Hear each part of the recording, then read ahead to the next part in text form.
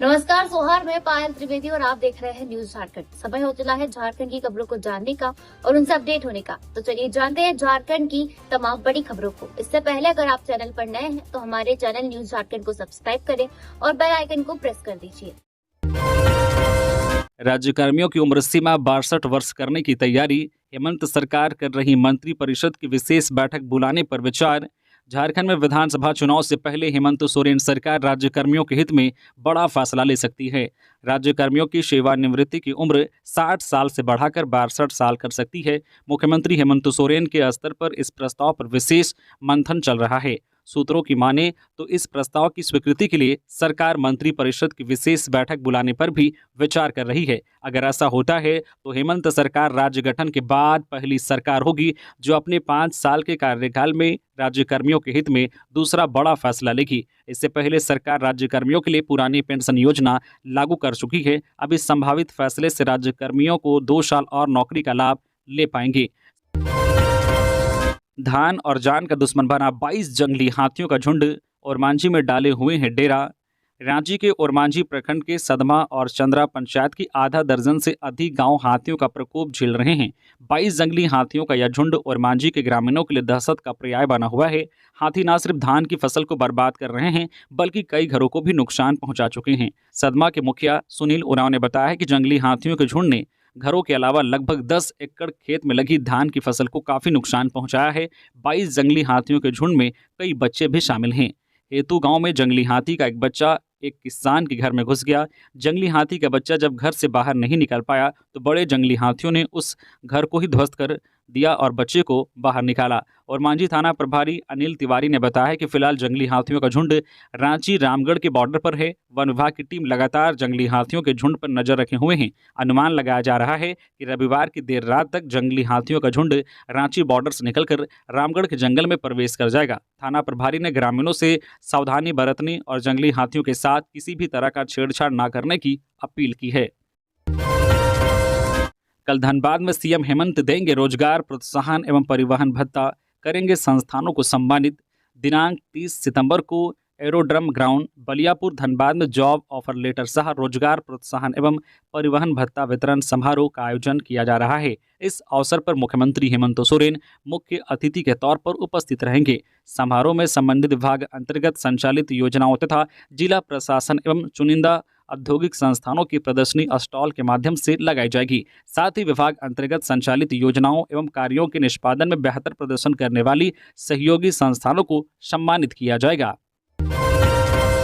जमशेदपुर के मानगो ओलीडी के रहने वाले विकास साहू की गोली मारकर हत्या।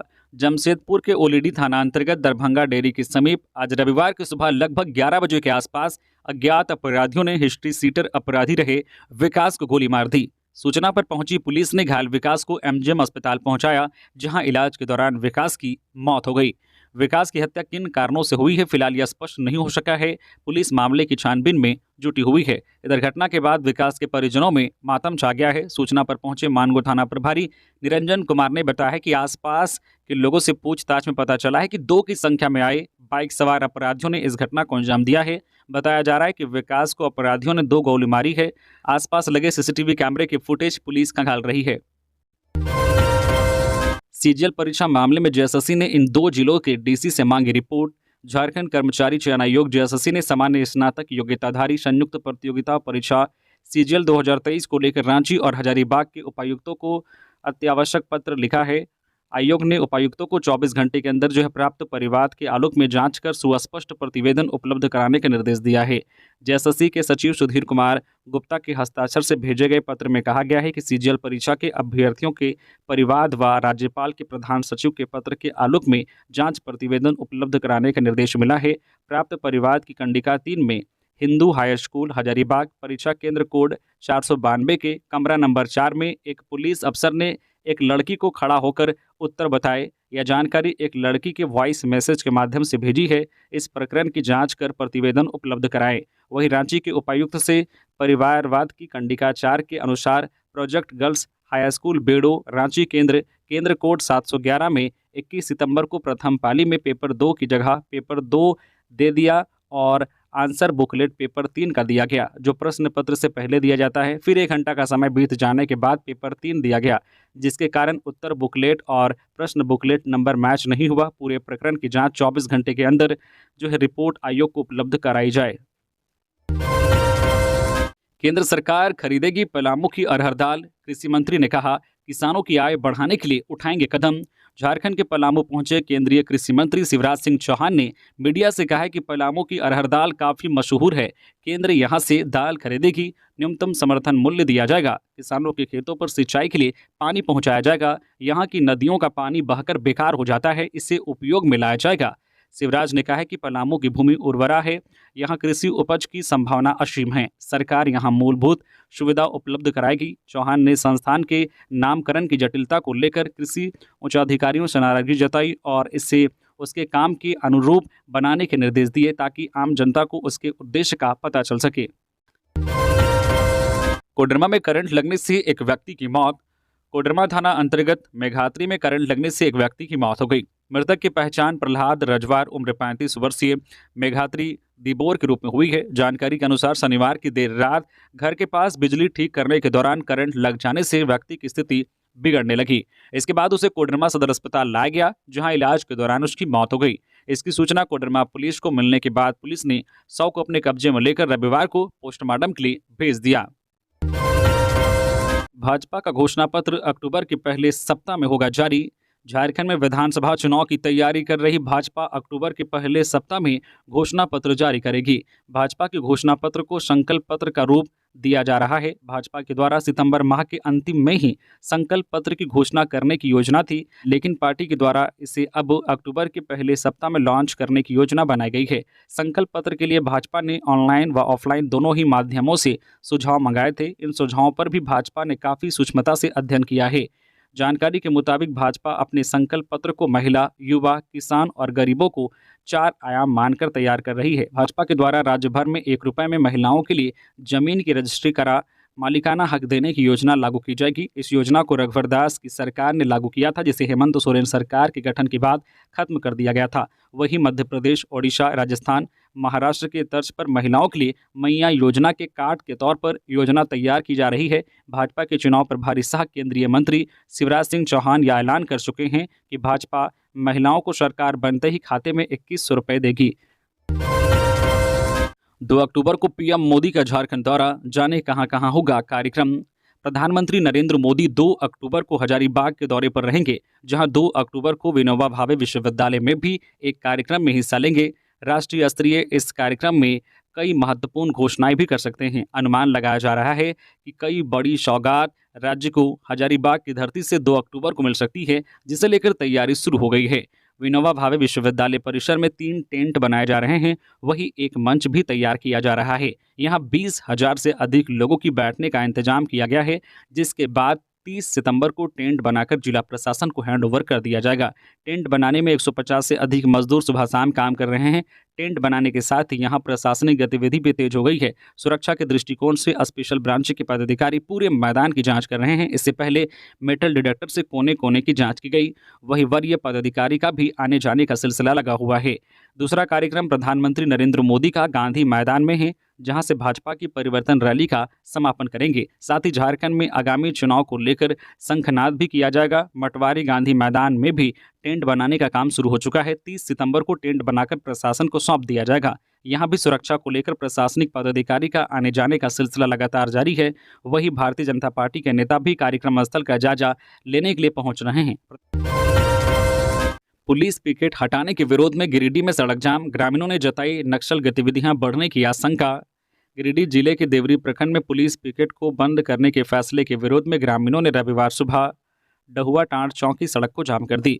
मामला भेलवा घाटी थाना क्षेत्र का है। जानकारी के मुताबिक रविवार को चौकी पिकेट को बंद करके जवान रवाना होने वाले थे। इसकी जानकारी होते ही ग्रामीण पिकेट के पास पहुंचकर जवानों व पदाधिकारियों से नहीं जाने का आग्रह किया। इसके बाद सड़क को जाम कर दी। ग्रामीणों का कहना था कि नक्सल गतिविधियों पर अंकुश लगाने के लिए 17 वर्ष पूर्व गिरिडीह के भेलवा घाटी थाना क्षेत्र में पुलिस पिकेट बनाकर जैब जवानों को तैनात किया गया था। पुलिस पिकेट बनने के बाद इस क्षेत्र में नक्सल गतिविधियां पर अंकुश लगने के साथ साथ लोगों को सुरक्षित माहौल मिला, लेकिन पुलिस पिकेट हटने के निर्णय से असुरक्षा का माहौल उत्पन्न हो जाएगा। चौकी से कुछ दूरी पर ही बिहार का जंगली इलाका शुरू हो जाता है, जहां अब भी नक्सलियों का विचरण होता है।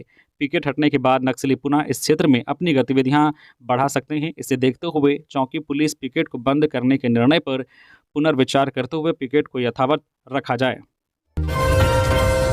झारखंड में बढ़ेगा तापमान, बारिश की संभावना नहीं, आकाशीय बिजली का अलर्ट। सरायकेला का पारा पहुंचा 36 डिग्री के करीब। आज रांची सहित पूरे राज्य में धूप और बादल का मिला जुला असर देखने को मिला। हालांकि मौसम विभाग की ओर से यह भी कहा गया है कि आज से लेकर 4 अक्टूबर तक रांची और इसके आसपास के इलाकों में बादल छाए रहेंगे। मौसम विभाग ने इस दौरान आकाशीय बिजली गिरने की भी आशंका जताई है। मौसम विभाग के मुताबिक दिन के पहले पहर में धूप और दोपहर बाद बादल छाए रहने की संभावना जताई है। इस दौरान कई क्षेत्रों में हल्की बारिश देखने को मिल सकती है। इस दौरान अधिकतम और न्यूनतम तापमान में कोई विशेष बदलाव नहीं होगा। अधिकतम तापमान 32 डिग्री सेल्सियस तो न्यूनतम तापमान 23 डिग्री सेल्सियस तक जा सकता है। इधर बीते 24 घंटे में सरायकेला का पारा राज्य में सबसे अधिक दर्ज किया गया है। यहाँ का पारा 36 डिग्री के करीब पहुँच गया। रांची के खलारी में ट्रक में लगी आग, पुलिस इन बिंदुओं पर कर रही जांच। खलारी डकरा रोड में ट्रक में अचानक आग लग गई। इस घटना के बाद मौके पर हड़कंप मच गया। आग को देखकर लोगों में अफरा तफरी मच गई। इसके बाद स्थानीय लोगों ने पुलिस को इसकी सूचना दी। मिली जानकारी के अनुसार यह हादसा सड़क दुर्घटना होने के बाद हुआ। फिलहाल ट्रक में आग लगने की वजह स्पष्ट नहीं हो पाई है। पुलिस शॉर्ट सर्किट सहित अन्य बिंदुओं पर जांच कर रही है। चौकीदार बहाली स्थगित होने से अभ्यर्थी परेशान, लगा रहे फरियाद। चौकीदार बहाली प्रक्रिया स्थगित कर दिए जाने से युवा वर्ग परेशान हैं। नौकरी की आस लगाए अभ्यर्थी चौकीदार बहाली प्रक्रिया को जल्द पूरी करवाने के लिए फरियाद लगा रहे हैं। इसी फरियाद के साथ शनिवार को काफ़ी संख्या में युवा अभ्यर्थी गिरिडीह समाहरणालय पहुंचे और उपायुक्त से गुहार लगाई। अभ्यर्थियों ने जिला के उपायुक्त और सदर विधायक सुदिव्य कुमार सोनू को आवेदन देकर चौकीदार बहाली प्रक्रिया को जल्द पूरा करवाने की मांग की। इस दौरान युवाओं ने बताया कि विज्ञापन संख्या 1-23 के तहत गिरिडीह, गुमला और गढ़वा जिले में चौकीदार बहाली के विज्ञापन जारी कर आवेदन मांगा गया था, जिसमें अन्य जिलों की तरह गिरिडीह में भी हजारों बेरोजगार युवाओं ने आवेदन जमा किया। आवेदन की प्रक्रिया के बाद 18 अगस्त 2024 को लिखित परीक्षा भी ली गई, जिसका परिणाम 14 सितंबर को जारी कर दिया गया। जिसके बाद 23 और 24 सितंबर को गिरिडीह स्टेडियम में दौड़ रखा गया था, लेकिन गिरिडीह में चौकीदार बहाली की प्रक्रिया को स्थगित कर दिया गया है, जबकि बोकारो, देवघर समेत अन्य जिलों में बहाली प्रक्रिया जारी है। गिरिडीह जिला में बहाली स्थगित कर देने के कारण परीक्षा में उत्तीर्ण अभ्यर्थी काफ़ी परेशान और उनके भविष्य पर संकट मंडरा रहा है। रांची में मकान का पिलर खड़ा कर रहे 2 मजदूरों की करंट लगने से हुई मौत, 2 जख्मी। झारखंड की राजधानी रांची में मकान का पिलर खड़ा कर रहे मजदूरों के साथ बड़ा हादसा हो गया। इसमें करंट लगने के कारण 2 मजदूरों की मौत हो गई, जबकि 2 मजदूर घायल हो गए। घटना रांची जिले के मांडर थाना क्षेत्र की बताई जा रही है। हादसा शनिवार की दोपहर लगभग 2 बजे हुआ। घटना में जान गंवाने वाले मृतकों में मांडर थाना क्षेत्र के मल्टी निवासी 19 वर्षीय संदीप उरांव और सोसई निवासी 25 वर्षीय राकेश गोप शामिल हैं। वहीं इस हादसे में कटचांचो निवासी विपिन एक्का और मल्टी निवासी खुश कुमार साहू घायल है। इन दोनों को रेफरल अस्पताल मांडर में इलाज के लिए भर्ती कराया गया, जहां बाद में देर शाम उन्हें अस्पताल से छुट्टी दे दी गई। उक्त मामले में बताया जा रहा है कि मृतक राकेश गोप राजमिस्त्री का काम करता था, जबकि संदीप लेबर का काम करता था। मिली जानकारी के मुताबिक रेफरल अस्पताल मांडर से कुछ ही दूरी पर मल्टी गांव निवासी दिलीप भगत अपना घर बनवा रहे थे। उनके घर में पिलर खड़ा करने का काम किया जा रहा था जब यह घटना हो गई। इस हादसे के बारे में बताया गया है कि संदीप और राकेश अन्य मजदूरों के साथ छड़ को चारों ओर से बांधने के बाद उसे खड़ा करने के लिए खोदे गए गड्ढे में डाल रहे थे। इसी दौरान छड़ निर्माणाधीन मकान के बगल से गुजर रहे 11,000 वोल्ट के तार के संपर्क में आ गया। इससे झटका लगने के कारण चारों गंभीर रूप से घायल हो गए।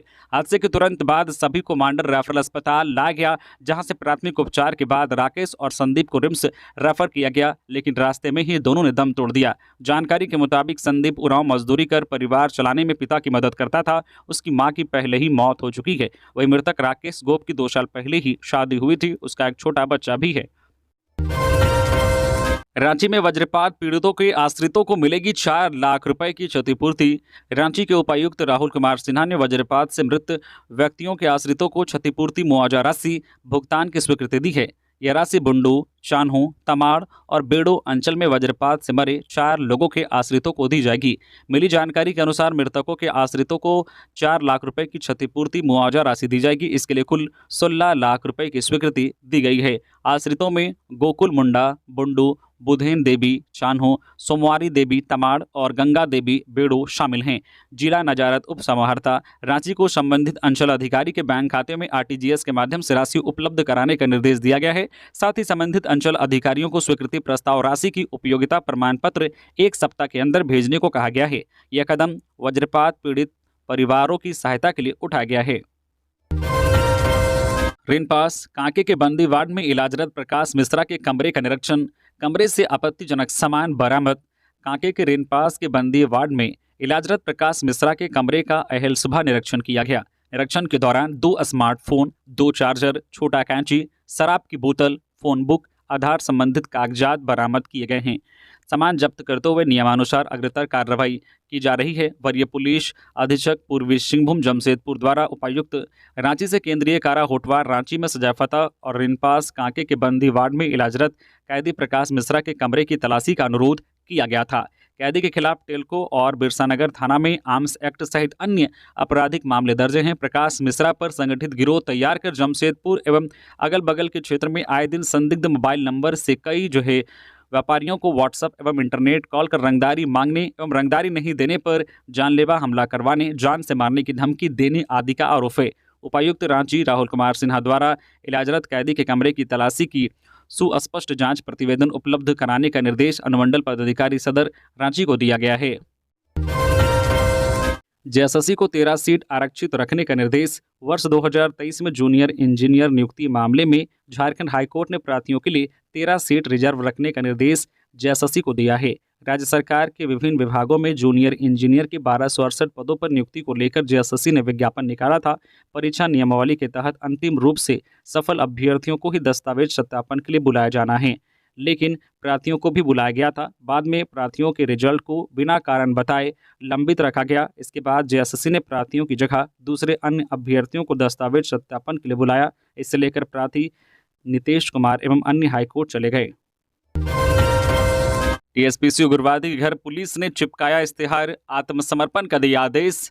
लातेहार के बालूमाथ पुलिस ने टीएसपीसी के उग्रवादी आर्म्स एक्ट एवं 17 CLA के आरोपी के घर पर इश्तेहार चिपकाया है। इस संबंध में जानकारी देते हुए बालूमाथ थाना प्रभारी विक्रांत उपाध्याय ने बताया कि बालूमाथ के मुरपा पिकेट प्रभारी संजय चौधरी के नेतृत्व में न्यायालय के आदेश पर प्राथमिक अभियुक्त टीएसपीसी उग्रवादी मोहर उर्फ मोथर उर्फ सूरज गंझू पिता कोल्हा गंझू ग्राम भगिया कंडरा टोला थाना बालूमाथ निवासी घर न्यायालय के आदेश पर इश्तेहार चिपकाया गया। पुलिस को आरोपी की तलाश लंबे समय से थी। इसको लेकर कई बार छापेमारी अभियान चलाया गया, लेकिन आरोपी पकड़ में नहीं आ रहा था, जिसके बाद न्यायालय के आदेश पर सूरज गंझू के घर जाकर पुलिस द्वारा इश्तेहार चिपकाया गया। अगर इसके बावजूद भी आरोपी द्वारा निर्धारित समय पर आत्मसमर्पण नहीं किया जाता है तो न्यायालय के आदेश पर आगे की कार्रवाई की जाएगी। झामुमो कांग्रेस की सरकार में झारखंड घोटाले और भ्रष्टाचार का अड्डा बना। जुएल उरांव रांची के नगरी में भगवान बिरसा मुंडा की प्रतिमा पर माल्यार्पण के साथ बीजेपी की परिवर्तन यात्रा शुरू हुई। इस अवसर पर केंद्रीय मंत्री जुएल उरांव ने भगवान बिरसा मुंडा को नमन किया और उनके आदर्शों को स्मरण किया। उन्होंने कहा कि झारखंड को बिरसा मुंडा के सपनों के अनुरूप विकसित करने के लिए बीजेपी और झारखंड की जनता मिलकर काम करेगी। उन्होंने राज्य सरकार पर निशाना साधते हुए कहा है कि यह सरकार युवा, महिला, किसान और आदिवासी विरोधी है। जुएल उरांव ने राज्य सरकार पर आरोप लगाया है कि सरकार युवा विरोधी है। युवाओं को रोजगार देने के बजाय सरकार उनके भविष्य के साथ खिलवाड़ कर रही है। साथ ही उन्होंने कहा है कि सरकार किसानों के हित के लिए कोई ठोस कदम भी नहीं उठा रही है। राज्य सरकार ने जनता को छला है। राज्य की महिलाएं असुरक्षित है, वही आदिवासियों को भी सरकार अनदेखा कर रही है। झामुमो कांग्रेस की सरकार में झारखंड घोटाले और भ्रष्टाचार का अड्डा बनकर रह गया है। झारखंड में डेंगू पर लगेगा लगाम, रिम्स में क्लिनिकल ट्रायल शुरू, 20 को लगा टीका। Indian medical research centre ICMR और पेंसिया बायोटेक के सहयोग से तैयार स्वदेशी डेंगू वैक्सीन डेंगीऑल का क्लिनिकल ट्रायल रिम्स में शुरू हो गया है। इस वैक्सीन के तीसरे चरण का यह पहला क्लिनिकल ट्रायल है। इसके तहत 20 से ज़्यादा लोगों को डेंगू की वैक्सीन दी गई है। वैक्सीनेशन के 7 दिन बाद उनकी दोबारा स्क्रीनिंग कर स्वास्थ्य का परीक्षण भी किया गया है, जिसमें किसी प्रकार की समस्या नहीं पाई गई है। ट्रायल में शामिल लोगों को 2 साल फॉलोअप में रखा जाएगा। डेंगीऑल के क्लिनिकल ट्रायल की पूरी जिम्मेदारी रिम्स के PSM विभाग को दी गई है। विभाग के डॉक्टर मिथिलेश इसकी अगुवाई कर रहे हैं। वहीं टीम में विभागीय अध्यक्ष डॉक्टर विद्यासागर और डॉक्टर दिवेश कुमार भी शामिल हैं। डॉक्टर दिवेश कुमार ने बताया है कि क्लिनिकल ट्रायल के तहत रांची शहरी क्षेत्र के डोरंडा और धुरवा इलाके के लोगों को वैक्सीन दी गई है। वहीं इसमें अन्य लोगों को शामिल करने की प्रक्रिया चल रही है। पहले और दूसरे चरण के क्लिनिकल ट्रायल में किसी को भी कोई साइड इफेक्ट नहीं हुआ है। तो यह थी झारखंड की टॉप बड़ी खबरें। इसी तरह झारखंड की और भी तमाम खबरों को जानने के लिए हमारे चैनल न्यूज झारखंड को सब्सक्राइब करें और बेल आइकन को प्रेस कर दीजिए।